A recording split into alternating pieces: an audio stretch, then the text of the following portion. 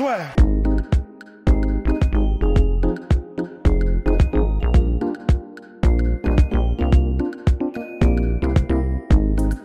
Bang bang. Les équipes de l'Est. LeBron est parti.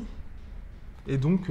C'est porte ouverte. C'est porte ouverte. Elle semble comme jamais. Là, il y a vraiment un Big Four qui se distingue. Boston Celtics, Philadelphia Sixers, Milwaukee Et Bucks. Et évidemment, Six. Toronto. Et Toronto Raptors. Six. Eh oui, Le Six, comme on dit. Eh oui. Oui. Eh oui. Donc, extrêmement intéressant. Franchement, les playoffs vont être de feu. Ouais, à l'Est, les playoffs vont être de feu. Pour la simple et bonne raison que, comme tu le dis, il y a ce top 4 qui va devoir se jouer sûrement en demi-finale. Et Top 4 qui peut concrètement Top 4 qui peut prétendre aussi à faire partie des meilleures franchises NBA hors Warriors. Ouais, bien sûr. Bah, aujourd'hui, les Bucks, moi, je trouve ça hyper impressionnant ce qu'ils font. Comme on le disait, Mike Budenholzer, c'est vraiment un super coach. C'est un coach qui est...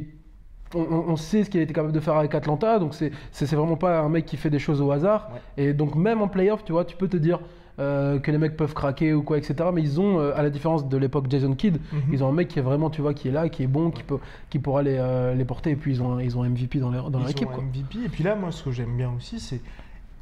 On en parlait, il y a le problème du 3 points, ils ont pris Mirotic, tu vois. Ouais. Enfin, c'est des mecs qui avancent. Exactement. Bien, tu vois, mecs... tu t'enfonces pas dans ton truc à dire non, ça va passer.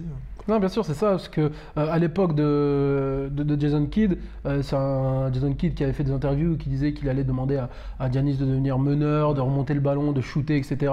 Mike Budenholzer a vite compris quelles étaient les qualités de Giannis et il s'est dit on va appuyer là-dessus et tout ce qu'il n'aime pas faire, parce que j'ai pas envie de dire ne sait pas faire, parce que ce mec est vraiment monstrueux et il sait à peu près tout faire. On va mettre des role players autour de lui qui peuvent le faire et bien le faire. On a Chris Middleton, un mec qui sort de la G-League, qui va être All-Star. Donc c'est pas un mec, c'est pas dû au hasard du tout. On a la bonne pioche aussi, Robin Lopez, qu'on pensait qu'il était mort, mais qui aujourd'hui s'est réinventé, tu vois. Non mais il était honnête, il était en train de mourir. Aussi. Ouais, Bledsoe encore, enfin très bonne poche. Et puis comme tu le dis, Mirotic qui a fait de bonnes saisons aux Bulls, qui était bien chez les Pelicans et qui peut toujours t'apporter. Et là pour eux, je pense qu'il va être vraiment crucial. Bien sûr, bien sûr. Après. Et puis notre pote Malcolm. Ouais, Malcolm Brogdon, ouais, rookie de l'année. Vraiment, c'est une franchise qui avance bien dans le bon sens. Après, pour moi, c'est les derniers des 4, tu vois. Ah, je suis pas sûr. Je suis pas sûr, tu vois. En playoff, tu vois. Je suis pas sûr que Philadelphie les sorte, tu vois. Non, vraiment, je suis pas sûr parce que exactement hot take. Mais je suis pas sûr parce que aujourd'hui, encore une fois, Giannis, moi, me semble vraiment marcher sur l'eau, marcher sur l'est, marcher sur absolument tout le monde. Je pense qu'ils auront du mal contre Toronto et on va y venir. Ouais. Mais aujourd'hui, Philadelphie peut-être parce que Joel Embiid à l'intérieur et que en défense à l'intérieur, c'est encore un peu court côté Milwaukee. Mais avec Budenholzer et tout, c'est très très fort et puis c'est numéro 1 à l'Est pour le moment, tu vois. Et ils font donc c'est pas, il y a pas d'hasard, ils auront l'avantage du terrain et puis peu importe qui sera 8ème aujourd'hui, le 8ème de l'Est, parce qu'on parle du top 4, ok, mais ce qu'il y a derrière, ça devrait pas poser trop de problèmes. Ces 4-là devraient pas sortir en premier tour. Clairement. Ça devrait faire 4-0, 4-0, 4-0, 4-0 et les playoffs commencent, quoi, tu vois. Ou peut-être 4-1 parce que voilà, les mecs sont réveillés, tu vois. Ensuite. On a les Sixers qui jouent énormément sur cette fin de saison. Ouais. Clairement, de toute façon, le message a été envoyé. Là, c'est du quasi all-in. Parce qu'ils ont un 5 majeur qui est le deuxième plus impressionnant de la ligue, je pense, derrière les Warriors. Mais sur ces 5, il y en a quand même 3 qui seront agents libres en 2019. Donc, JJ Redick, Jimmy Butler, Tobias Harris. Le plan, c'est bien évidemment de re-signer Tobias Harris et Jimmy Butler pour le max ou proche du max, parce qu'à un moment donné, ils vont pas quand même avoir code crédit illimité. Exactement. Mais en tout cas, pour l'instant, ça porte ses fruits parce que la franchise gagne énormément de solutions et il y a toujours pas eu de mec qui a gueulé pour dire ok, je suis plus à 25 points par match. Ouais, mais ça marche bien. Après, c'est toujours la même question. Est-ce que ça gueule pas parce que ça marche bien? T'imagines sur ton premier match, là, on dit que normalement, premier tour, tu fais 4-0. Donc, dans leur tête, à mon avis, ils pensent la même chose. Tu perds le premier match, t'imagines, tu le perds chez toi, ça peut vite gueuler. Tobias Harris est arrivé, c'est cool, mais il arrive aussi tard, tu vois. Il faut. Après, c'est un mec qui, je pense, mêle bien en collectif, parce que pour moi, perso, dans les Sixers, c'est pour ça que j'aime vraiment beaucoup leur effectif. Hormis Embiid, t'as aucun mec qui va te casser les couilles s'il n'est pas à 25 points. Ouais, bien sûr. Bah, ça, c'est vrai, ça. Ça, c'est clair, mais après, t'as des mecs qui vont casser les couilles s'il n'y a pas la victoire, tu vois. Oui. Comme Jimmy Butler, s'il n'a pas le dernier shoot et qu'il a la victoire. Et puis, enfin, en fait, il y a un moment où il va falloir step up, tu vois. En playoff, il faut réussir à passer ce cap-là. Jimmy Butler, on sait qu'il peut le faire, il l'a déjà fait. Après, Ben Simmons, on l'a jamais vu faire ça. Ouais. Même l'année dernière, ils sont sortis contre les Celtics, il fait des gros matchs. Mais il faut step up, tu vois. Et bon, pour lui, le step up, ça va passer par... il shoot toujours pas, il y a un moment il va falloir shooter, garçon. Il a essayé. Il a essayé, c'était horrible. Il y a un moment il va falloir step up. Embiid, tu vois, il va falloir peut-être qu'à un moment ils se disent ok, mon rôle ça va être de protéger le rebond. Juste ça, tu vois. Te dire parce qu'à un moment en playoff, c'est Dennis Rodman, ça veut dire que ok, tu vas pas mettre de points, il va falloir la castagne, il va falloir envoyer du bois comme on dit, tu vois. Est-ce qu'il va être capable de le faire? Parce que, et on va en parler parce que pour moi, ceux que je vois vraiment en numéro 1, c'est les Raptors. Mais aujourd'hui, tu sors pas les Raptors, les Sixers ne sortent pas les Raptors en état actuel. Non, ils ne les sortent jamais, puisque sur cette notion de step-up, tu vois, Marc Gasol, c'est un mec qui est là depuis je ne sais pas combien d'années, qui a porté Memphis à l'époque où ils étaient le poil à gratter de la conférence Ouest. Et puis c'est l'assurance, tu sais que tu as ton 16-10. Ouais, et puis tu as Kawhi Leonard qui a gagné un titre déjà. Tu vois, à Philadelphie, les mecs qui ont un peu d'expérience. Sur Laurie, moi, en fait. Ouais, c'est le point de doute, mais Laurie, à la limite, tu dis, si on fait des match-up, tu vois, il a qui en face de lui, tu vois. Oui, mais après, il n'a pas le match-up le plus compliqué à jouer non plus. Mais c'est les côtés de Laurie, tu sais que pendant 5 matchs, ça se trouve, le mec va perdre son tir, tu vois. Ouais, après, est-ce que Nurse va trouver les solutions? Peut-être le sortir, Laurie, peut-être, tu vois. En plus, il y avait des rumeurs de trade autour de lui. Ça sent pas bon, pas bon pour Kyle Lowry. Je vais encore utiliser cette expression parce que je l'aime bien, mais si step up pas en playoff là pour Lowry, ça sent le roussi. Il va falloir prendre un autre meneur et ils ont aujourd'hui les atouts pour attirer un gros poisson, comme on dit. Alors là, c'est le Media Talk. Perso, dans les Sixers, moi je suis assez confiant. Parce qu'il y a quand même, t'as beaucoup de certitudes, mine de rien, avec cette team-là. Et tu sais que tu as énormément de solutions aussi. Ouais. Les Raptors, moi, ce que j'aime bien, par contre, ce que j'aime énormément, c'est le collectif. C'est la différence avec les Sixers, c'est que tu as aujourd'hui, tu vois, des questions d'alchimie, de machin, mais tu sais que tu as pas mal de solutions. Je veux dire, le match est serré, le danger peut venir de partout, parce que on en parle très peu, mais JJ Redick fait la saison de sa vie. Bien sûr. Et le mec, tu sais qu'à n'importe quel moment, il peut te mettre un 3 points contre les Lakers s'il était... Mais après, la vraie différence, et moi je pense qu'il y a un moment en playoff, c'est ça qui compte, c'est quand tu regardes qui a joué quoi dans chaque équipe. Les Sixers, c'est eux qui ont le plus de retard. Ouais. Tu vois, les Celtics, ils ont Kyrie Irving, plusieurs finales, il a gagné un titre. Alors Ford, qui avec Atlanta, a déjà fait des matchs de playoff. Même, tu vois, juste jouer des demi-finales, des finales de conf chez les Sixers. Il faudrait vérifier pour JJ Redick à l'époque d'Orlando ou des Clippers, il a dû en jouer. Oui. Il a dû jouer avec les Clippers. Il a dû surtout en perdre. Ouais, mais il a dû en perdre. Mais donc, tu vois, t'as pas ce mec qui va savoir ce que ça coûte en fait. Ouais, c'est ça. C'est ce qu'ils disent. C'est ce que disait Kyrie Irving. I know what it takes. Tu vois, je sais ce que ça va me coûter. Et aujourd'hui, les Sixers, c'est ce qui leur manque. Est-ce que le talent, ça va suffire à combler tout ça? Parce qu'on parle même Milwaukee, ils l'ont pas. Ils ont. Moi, je compte que sur Giannis. Tu vois, si Giannis est en feu et que tu peux pas, parce qu'aujourd'hui, il y a aucun mec qui peut le défendre sincèrement. Tu vois, s'il décide de faire son match, il fera son match. Maintenant. Tu vois, Toronto, c'est super bien armé. Danny Green avec les Spurs, Kawhi Leonard avec les Spurs, Marc Gasol, Memphis à l'époque où Memphis était difficile à jouer. Même Kyle Lowry, il a pris beaucoup de gifles à Toronto et il se dit putain, cette année ça marche. Mais encore une fois, ils sont pas premiers de la conférence. Et en fait, Milwaukee me fait énormément penser à Golden State, déjà dans la manière dont ils sont formés, tu vois, par des choix malins, par des choix qui les emmènent aujourd'hui où est-ce qu'ils sont. Mais à l'époque, Golden State fait aussi une bonne saison avec Mark Jackson, mais ils sont encore un peu jeunes, tu vois.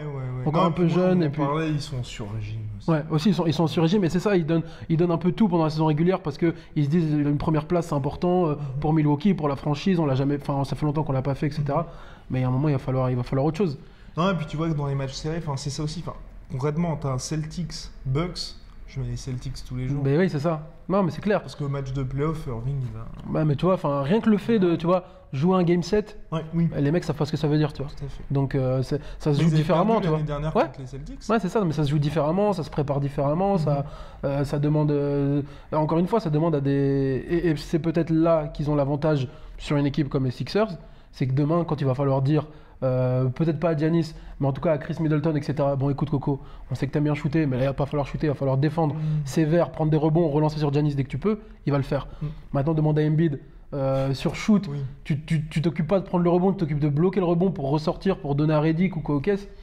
Il va peut-être rechigner, mais sauf s'il se dit, bon, écoute, c'est l'année. Parce que comme tu disais, pour les Sixers, je sais pas pourquoi ils se sont foutus une pression comme ça. À prendre Tobias Harris, c'est-à-dire le process est fini. Ouais, exactement. Limite, c'est cette année ou rien. Ils sont vraiment passés de la saison dernière, on découvre les playoffs, bonjour, à cette année, c'est les finales ou rien. Ouais, de fou. C'est exactement ça. C'est parce que les mecs ont Jimmy Butler aussi. Ouais. Ont Jimmy Butler et t'as ce côté aussi, je pense qu'ils se rendent compte de ça. C'est si Jimmy Butler part, ils pourront attirer aucun free agent. Parce que tu auras ce côté, Embiid prend trop de place, Simmons c'est le mec qui va jamais progresser, qui va jamais vouloir faire le truc. Et malgré Brett Brown, ils sont obligés de cette année d'avoir des gros résultats. Et donc en parlant d'équipe qui a besoin de résultats, les Boston Celtics qui en début de saison devaient marcher sur la ligue, là, c'est compliqué. Hein. Bah oui, ils ont enchaîné quand même 2 gros comebacks. Et ce qui est surtout compliqué, c'est Maurice qui disait récemment, on prend pas de plaisir, on s'amuse pas. Ouais. Tu vas aller nulle part. Hein. Si tu t'amuses pas avec des mecs qui s'amusent pas, qui ont gagné des titres, il y en a très peu. Ou alors il faut avoir un Kobe ou quoi dans ton équipe, qui est la raison pour laquelle tu t'amuses pas. Aujourd'hui, vous avez toutes les raisons de vous amuser. Hein. Vous avez un mec qui pense que la Terre est plate, donc c'est rigolo dans les vestiaires. On peut s'en moquer. Mais tu vois, ça me paraît, c'est bizarre. Après, tu vois, les équipes qui font une saison, tu peux t'appuyer sur ça en disant les gars en saison régulière on s'est fait marcher dessus, c'est pas grave. Regardez Golden State de l'autre côté, ils ont aussi perdu des matchs. Bon, eux ils ont l'air de plus s'amuser, ils ont plus de confiance. Mais depuis qu'il y a Cousins, oui voilà, et ils en perdent beaucoup moins en plus. Mais voilà, tu peux te dire, ok, en fait la vraie saison c'est les playoffs. Peut-être que c'est le projet, tu vois. Peut-être que parce que j'ai du mal à croire qu'aujourd'hui. Et peut-être que tu vois, Daniel joue aussi sur ça. À l'Est, t'es assuré de faire les playoffs, maintenant que tu les fasses en 1, en 2, en 3 ou en 4. C'est kiff bourricot comme on dit. Je suis dans les expressions aujourd'hui. Mais donc voilà, il peut s'appuyer sur le côté, les gars on a fait une saison pas terrible, maintenant c'est les playoffs. Maintenant tu vois. Après sur la vision globale, moi ce qui m'inquiète entre guillemets, c'est vraiment, et LeBron l'a dit, depuis que je suis parti, tout le monde pense qu'ils peuvent gagner l'Est.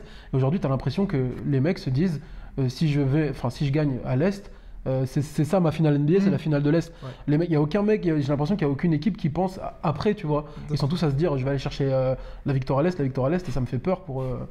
J'ai pas envie de voir une finale NBA en 4-0, tu vois. Comme l'année dernière. Oh, l'horreur. Mais ouais, pour Boston, compliqué. Et pour Cleveland, encore plus compliqué d'arriver en finale NBA. Pour Cleveland, effectivement, encore plus compliqué. Bah, pour Boston, moi, je sais pas.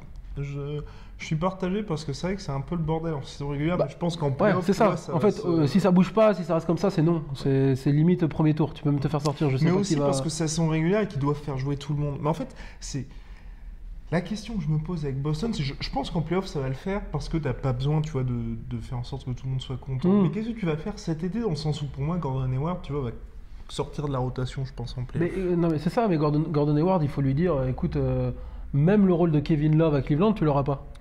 Aujourd'hui, c'est même ça, on peut pas te le donner. Donc écoute, Coco, tu nous coûtes de l'argent. Il y a sûrement plein de franchises qui seront intéressées. Mais c'est soit Gordon Hayward, soit Jason Tatum, mais le choix est vite fait. Ouais. Et puis quand les mecs quand il va falloir, comme je te dis, être chaud en playoff, etc. Après, si Gordon Hayward il accepte d'être 6e homme, tu vois, je pense qu'il peut faire énormément de bien. Tu vois, de se dire je suis 6e homme en playoff, tu vois, un 6e homme bien défini à la Iguodala un peu, tu vois. Mais qui est super fort, mais qui aurait sa place de titulaire dans sûrement pas mal d'équipes. Mais qui accepte le rôle de 6e homme et qui vient mettre ses points, sa défense, etc. Gordon Hayward a d'autres qualités, mais en effet, il va falloir se poser la question. Peut-être que cette question leur travaille trop même au Celtics, c'est qu'est-ce qu'on fait après ?